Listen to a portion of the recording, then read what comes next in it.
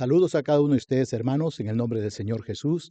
Hoy estamos culminando esta clase de homilética básica 102, específicamente todo lo que es la estructura homilética, pero al mismo tiempo estamos finalizando el curso de homilética básica. Como ustedes recordarán, eh, nosotros hasta ahora hemos visto el título de un sermón, el texto, la introducción, entre ellos los elementos retóricos como en el caso de eh, la oración proposicional, la oración interrogativa, transitiva, los puntos principales, aplicaciones, y hoy día estaremos viendo acerca de lo que es la conclusión. Y básicamente vamos a ver dos aspectos sumamente importantes, como pueden notar en la diapositiva.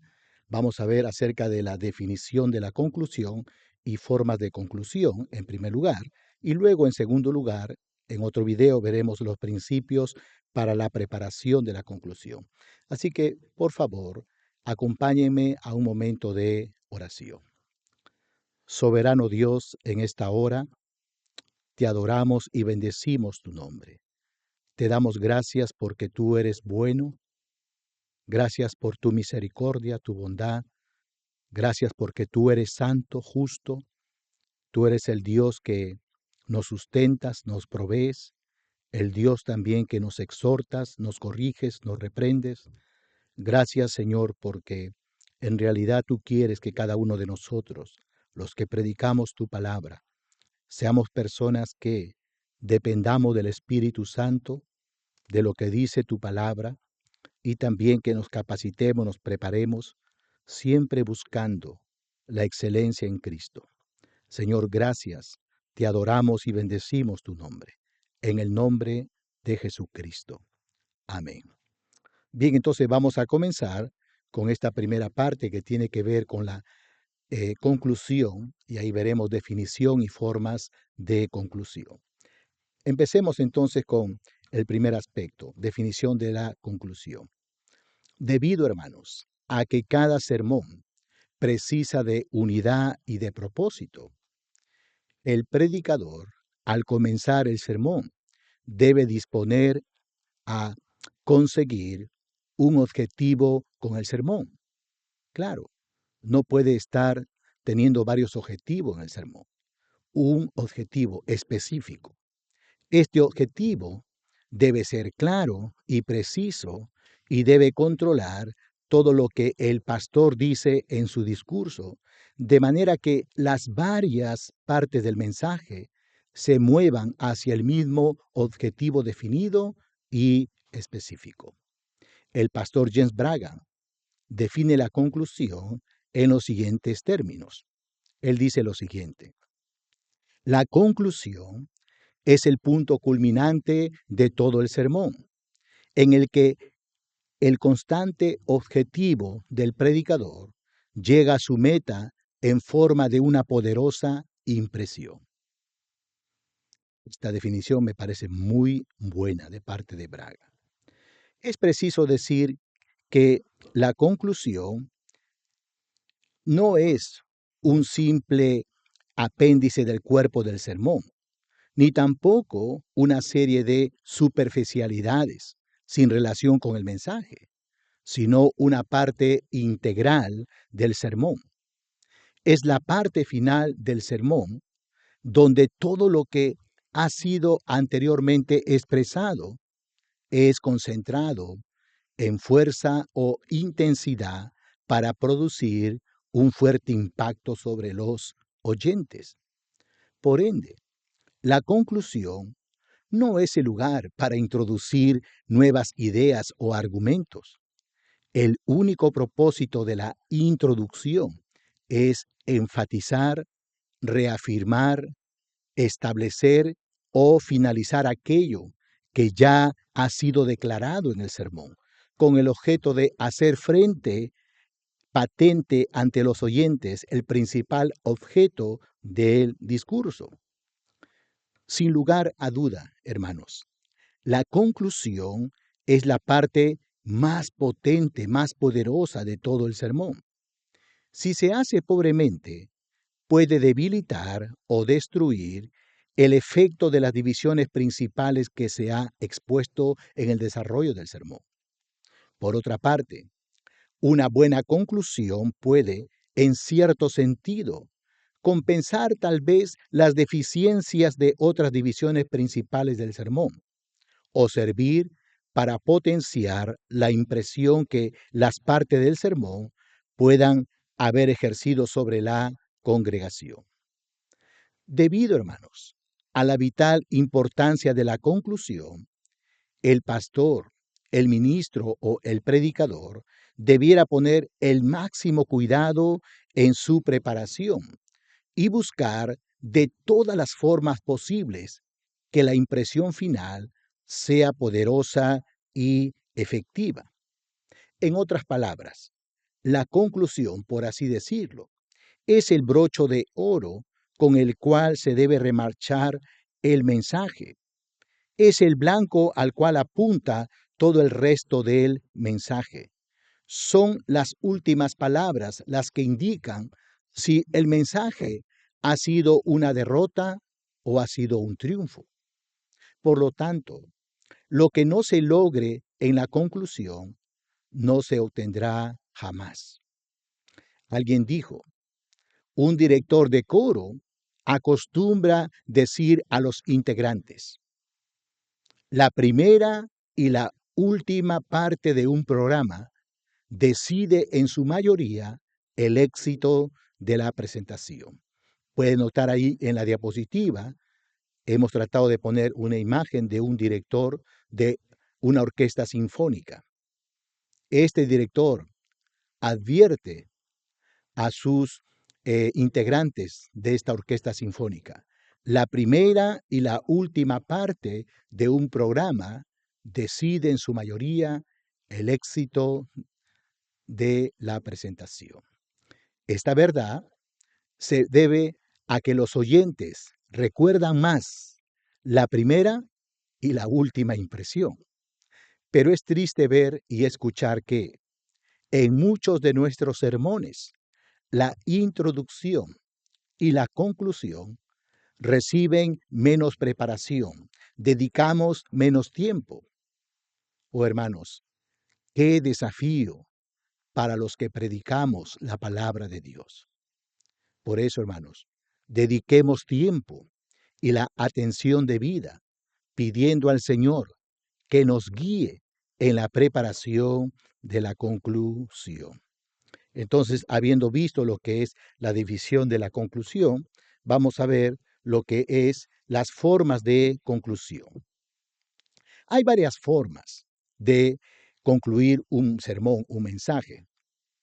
Al considerarlas, se debería tener en cuenta que la forma particular que se use, que se emplee, debería o deberá variar de un sermón a otro, dependiendo del tipo de sermón que vaya a ser predicado y de su contenido, por supuesto.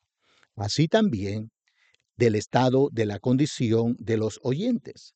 Además, habrá ocasiones en que será señalada la combinación de dos de estas formas en la misma conclusión. Una de las formas de poder concluir es, en primer lugar, la recapitulación, lo que vemos ahí en la diapositiva. Se utiliza esta forma de conclusión cuando el sermón está desarrollado sobre una serie de argumentos o ideas a las que es necesario que la audiencia preste una estrecha atención si han de seguir la línea de argumentación del predicador. La reafirmación de las principales ideas del sermón al final sirve para hacer recordar a los oyentes los puntos principales que han sido considerados en el sermón y les prepara para la etapa final del mensaje. De esta manera, la recapitulación no es una simple redundancia, una innecesaria repetición de las divisiones principales, sino un destacar la impresión dada durante el mensaje con el propósito de llevar la principal verdad del sermón a un centro focal. Al hacer esto, hay que ser sabios, prudentes. No debemos dar un resumen con las mismas palabras de las divisiones principales, sino que debemos eh, usar afirmaciones concisas y puntuales para expresar cada una de estas ideas principales. Por ejemplo, yo he preparado este ejemplo basado en Mateo 17:9. ¿Sí? Eh, He puesto, todavía no es el tiempo que vivamos en la gloria de Dios.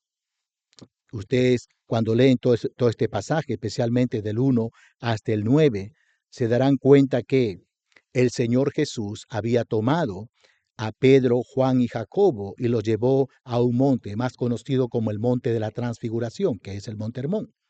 Y allí, estando ellos, se aparecieron, bueno, el Señor Jesús primero se transfiguró y aparecieron a un lado de él Elías y al otro lado Moisés. Así que esto fue una manifestación gloriosa de parte del Señor Jesús porque Él se transfiguró. ¿Ok? Entonces la idea es que cuando uno hace un estudio exegético, vemos que como que ellos querían ahí seguir permaneciendo porque al mismo Señor Jesús le dijeron, Señor, bueno es para nosotros estar aquí, ¿cierto? Etcétera, etcétera. Y quisieron construir enramadas tanto para el Señor Jesús, Elías y Moisés, porque estaban tan contentos de estar contemplando la gloria de Dios. Pero luego el Señor tiene que decirles que es, es necesario que ellos puedan descender del monte. Y vemos nosotros cómo inmediatamente, ni bien ellos descienden, tienen que enfrentar una manifestación del maligno a través de un muchacho lunático, etcétera. Bueno, entonces, cuando uno hace todo un estudio, nos podemos dar cuenta que todavía no es el tiempo que vivamos en la gloria de Dios. Entonces podemos empezar la introducción de este mensaje diciendo lo siguiente. La Biblia nos dice que todo tiene su tiempo, que todo en esta vida tiene su momento. Leamos Eclesiastés 3:1 al 11. Claro, por razón del tiempo no puedo hacer toda la lectura, pero podemos comenzar diciendo lo siguiente. Todo tiene su tiempo y todo lo que se quiere debajo del cielo tiene su hora. Tiempo de nacer y tiempo de morir. Tiempo de plantar y tiempo de arrancar lo plantado. Y así podemos continuar con la lectura. Y podemos decir a la congregación, ¿por qué estoy hablando sobre este asunto que todo en esta vida tiene su tiempo? Bueno, porque el texto que vamos a estudiar nos da a entender exactamente eso. Me explico. Los discípulos, Pedro, Jacobo y Juan, habían subido al monte donde se transfiguró su rostro y ve donde Jesús se transfiguró y su rostro resplandeció y sus vestidos se hicieron blancos como la luz. Ellos fueron testigos oculares, presenciales de la manifestación de la gloria de Dios y fueron testigos también de la aparición de Moisés y Elías. Estos eventos animaron a los discípulos a querer permanecer allí, contemplando la gloria de Dios. Por eso propusieron al Señor Jesús, Señor, bueno es para nosotros que estemos aquí. Si quieres, hagamos aquí 3 enramadas, una para ti, otra para Moisés y otra para Elías. Los discípulos tenían la intención de quedarse todavía en el monte alto para seguir contemplando la gloria de Dios. Pero como leemos en el versículo 9, cuando descendieron del monte, Jesús les mandó diciendo, no digáis a nadie la visión, hasta que el Hijo del Hombre resucite de los muertos. Ellos tenían que descender de aquel monte alto donde Jesús se transfiguró, donde se manifestó la gloria de Dios, pues todavía no era el tiempo de vivir en la gloria de Dios, era tiempo de descender del monte y de guardar silencio. No era tiempo de hablar de lo acontecido en el monte, sino hasta que Jesús haya resucitado. Y por eso, a la luz de todo esto, podemos colocar como oración de proposición lo siguiente. Hermanos, todavía no es el tiempo que vivamos en la gloria de Dios. Oración interrogativa. ¿Cuál es el tiempo que todavía nos toca vivir? ¿O qué tiempo es el que nos toca vivir? Oración de transición. A la luz del texto central y otros textos de la palabra de Dios, veremos que el tiempo que nos toca vivir, según Mateo 17:9, comprende dos aspectos sumamente importantes. En primer lugar, es el tiempo que vivamos en el valle en este mundo caído. Notemos lo que dice el texto en Mateo 17:9, la parte A. Cuando descendieron del monte. Aquí hay que explicar un poco sobre el evento de la transfiguración de Jesús, la cual comenzó con la subida del monte al monte y la visión, tal como lo vemos en los versos 1 y 2, y termina de manera simétrica con la bajada del monte y la visión. Interesante. Claro, hay que explicar todo esto, ¿no es cierto?, en el desarrollo del cuerpo del mensaje. La bajada del monte, dejar atrás lo sublime, lo trascendente, lo celestial y volver al valle, a la vida cotidiana, a la convivencia con un mundo caído, esclavizado por el maligno, tal como dice 17:15 el mismo texto de Mateo, a la debilidad humana, 17:16 Mateo. Qué difícil habrá sido para los discípulos abandonar esos momentos tan sublimes. Hay mucho trabajo que hacer en el valle y por eso ellos tuvieron que descender del monte. Y como pueden ver en esta diapositiva, lo primero que ellos experimentaron es que los discípulos no pudieron, los que se quedaron al pie del monte, liberar a un muchacho lunático. El Señor Jesús tuvo que intervenir allí. Así que, ¿qué vemos aquí entonces? Eh, ¿Cuál es el tiempo que todavía nos toca vivir? En primer lugar, es el tiempo que vivamos en el valle, en este mundo caído. Eso es lo que hemos visto. Pero en segundo lugar, podemos ver que es el tiempo que cumplamos la misión de Dios. Notemos lo que dice el texto en Mateo 17, la parte B del verso 9. Jesús le mandó diciendo, no digáis a nadie la visión hasta que el Hijo del Hombre resucite de los muertos. Aquí hay que hablar sobre la razón por la cual el Señor había escogido a los 12, la misión que les había encomendado antes, como hemos visto en Mateo, ¿verdad? Debido a dicha tarea, podrían hablar del reino de Dios, pero no de la visión que recientemente habían visto, pues había algo que Jesús todavía le faltaba hacer, la necesidad de ir a Jerusalén a morir por nuestros pecados. Así que después de haber hablado todo esto, la introducción con sus elementos retóricos, que hemos visto como la oración de proposición, interrogativa, transitiva, y luego haber visto lo que es los puntos principales, podemos concluir este sermón de la siguiente manera. Notemos a cómo voy a recapitular acá. Hermanos, todavía no es el tiempo que vivamos en la gloria de Dios. Llegará aquel día. Pero ahora es el tiempo que vivamos en el valle, en este mundo caído. Y mientras vivimos en este mundo caído, vamos a pasar por sufrimientos, por causa del Evangelio, por oposición y ataques del maligno. Por eso nuestro Señor Jesús oró, no ruego que los quites del mundo, sino que los guardes del mal. Juan 17:15. ¿Notan cómo he recapitulado el primer punto principal de mi sermón? Luego digo, hermanos, es el tiempo que vivamos aquí para cumplir nuestra gran responsabilidad de proclamar el Evangelio a toda criatura. Debemos cumplir la tarea de la gran comisión con gran responsabilidad. Por eso el Señor Jesús oró, como tú me enviaste al mundo, así yo los he enviado al mundo. Juan 17:18. E inmediatamente el Señor Jesús añade allí, mas no ruego solamente por estos, sino también por los que han de creer en mí por la palabra de ellos. Juan 17:20. Como pueden notar, tanto en el primer párrafo y segundo párrafo he recapitulado, pero no con las mismas palabras de mis puntos principales.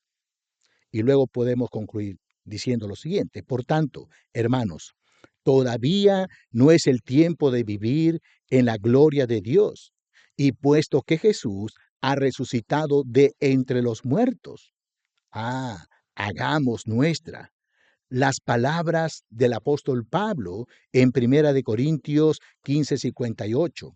Así que, hermanos míos amados, está firmes y constantes, creciendo en la obra del Señor siempre, sabiendo que vuestro trabajo en el Señor no es en vano. Entonces, ahí hemos visto cómo se hace la recapitulación cuando uno quiere finalizar, concluir un sermón. Pero ¿qué otra forma de concluir existe? En segundo lugar, la ilustración. A veces, una ilustración enérgica o adecuada puede llevar a un punto culminante las ideas o verdades de un sermón. Este es especialmente el caso cuando la misma ilustración es un resumen o sumario de la principal verdad del mensaje que estamos exponiendo. Al hacer eso, al hacer uso de ello, eh, una ilustración así se patentiza, patentiza la gran verdad espiritual tratada en el sermón delante de toda la congregación local. Cuando usemos una ilustración de este tipo, no necesitamos añadir nada a la conclusión. La ilustración poderosa y llena de significado por sí misma debería ser una conclusión suficiente. En otras palabras, si usted adecuadamente escoge una ilustración, tratándose del tema de la verdad de su sermón, es suficiente con terminar con esa ilustración. No hay que añadir nada. Por ejemplo, eh, un pastor pronunció una vez un sermón acerca del libro de Números, el capítulo 21, del 4 al 9. Cuando los israelitas, recordarán ustedes que por causa de su desobediencia, eh, serpientes vinieron y lo mordieron, que era parte del juicio de Dios, porque se rebelaron contra Dios y en un día murieron como 23,000 personas. Así que ellos fueron mordidos por la serpiente por las serpientes en el desierto. Después de explicar cómo habían sido sanados los que miraron a la serpiente de bronce que Moisés levantó sobre el poste, porque eso fue lo que Dios le dijo a Moisés, el pastor concluyó su mensaje con esta conocida historia acerca de la conversión de Charles Haddon Spurgeon. Y la ilustración es la siguiente. Cuando Spurgeon era joven, sentía tanta culpa de su pecado que iba de una iglesia a otra en la ciudad, tratando de saber cómo podría ser perdonado. Un domingo invernal, de camino a la iglesia, luchó contra una tormenta de nieve que se hizo tan violenta que se vio obligado a ceder. Se dirigió entonces a una calle lateral en la que halló una pequeña capilla donde solamente se hallaban 15 fieles reunidos. Ni el pastor había llegado debido a la tormenta. En su lugar se levantó un hombre de la congregación para predicar. Para hablar, este hombre eligió Isaías 45:22, que dice: mirad a mí y sed salvos, todos los términos de la tierra, porque yo soy Dios y no hay más. Debido a que el hombre sabía muy poco de predicación, su sermón consistió en su mayor parte en la repetición del texto en diferentes maneras. Finalmente, cuando ya no pudo decir nada más acerca del pasaje. Dirigió su atención al joven Spurgeon, que estaba sentado al fondo de la iglesia. Le habló directamente: joven, parece muy infeliz y nunca dejará de ser infeliz en la vida y en la muerte, si no hace lo que este texto le indica. Pero si sencillamente mira a Jesús, será salvado. Entonces gritó y le dijo al joven Spurgeon: joven, mire a Jesús. En aquel momento, Spurgeon dejó de encerrarse en su propia culpabilidad e incapacidad y empezó, en lugar de ello, a confiar en Cristo Jesús para su salvación. Su desesperanza se desvaneció y se llenó de gozo y de alegría. Sabía ahora que sus pecados estaban perdonados, no por ningún esfuerzo de su parte, sino sencillamente porque había mirado a Cristo y solo a Cristo para su salvación, tal como vemos allí en la representación gráfica. Entonces, ¿qué otra forma de conclusión hay, aparte de la ilustración? Una tercera es la aplicación o llamamiento. En la medida que el mensaje está llegando a su fin, el efecto que debería tener en los miembros de la iglesia local debería ser el que se preguntaran: